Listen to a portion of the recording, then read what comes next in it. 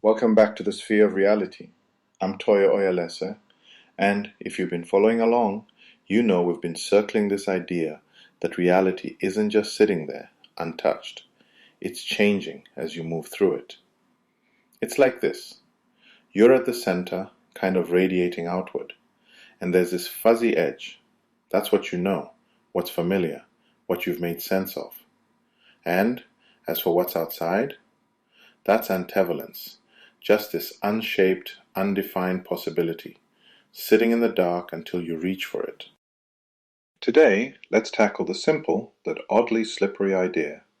What makes your sphere, your reality, expand or contract? Frankly, it's action. Not thinking about acting, not imagining all the things you could do, but actually stepping outside that comfort zone you've built. It's doing that pulls the edge outward, not just wanting. For example, think about learning something new. The first time I ever tried snowshoeing, right after my third Canadian winter, well, I was a fish out of water. But that action, floundering through the snow, literally falling over sometimes, suddenly there was a new corner of reality I'd mapped. Or maybe it's meeting someone new, striking up a conversation at the bus stop, or even starting a job in a place that isn't quite your turf. All these are ways, big or small, where your boundary nudges outward, not by theorizing, by doing. Actually, this reminds me. When I first arrived in Canada, I felt, well, adrift. I didn't know anyone, and there were days when I wondered if I'd ever really fit in. What changed things for me was volunteering at a local clinic. It was awkward at first. No, actually, I'll admit it was terrifying. I didn't even get all the local slang. But showing up, even when it would have been easier to retreat, that grew my world. Suddenly, I had a connection, stories, new routines. That clinic became a little island of home in a sea of unfamiliar. My sphere got bigger, not because I meant to, but because I took a step. So it's not just about what you intend, it's what you do. Every bit of action, every nudge, moves the edge of your reality outward. Don't let anyone convince you it's just about having potential. We'll get to that bit later. But for now, the main thing, your boundary grows when you act. Simple as that. Or, well, maybe not so simple, but direct. But, okay, let's flip it. What about when reality shrinks? That boundary doesn't only push outward, it can pull in too. And that happens when you step back, when you decide, maybe unconsciously, maybe on purpose, to close off from something. Sometimes it's as basic as inaction. You just don't bother. You let things atrophy. Like, you ever notice how if you stop calling friends, after a while, those connections start to fade? That's contraction. Or it's fear. There are places or conversations you avoid because something in you says, no, not safe, not today. And the edges pull in. Trauma's another big one. When something blasts through your existing structures and you just can't fit it in. It knocks parts of your reality loose and you retreat for safety. I've seen this in medicine. People who get overwhelmed by illness or loss and begin living in just a small corner of their former world. But you see it everywhere. Honestly, even in my own life, I wasn't immune. There was a time, not that long ago, I hesitated to share my photographs. Now, you might think, why would someone who spent years in new places, starting clinics, be reluctant about sharing pictures of trees and sunsets? But that's the thing about contraction. It almost never makes sense from the outside.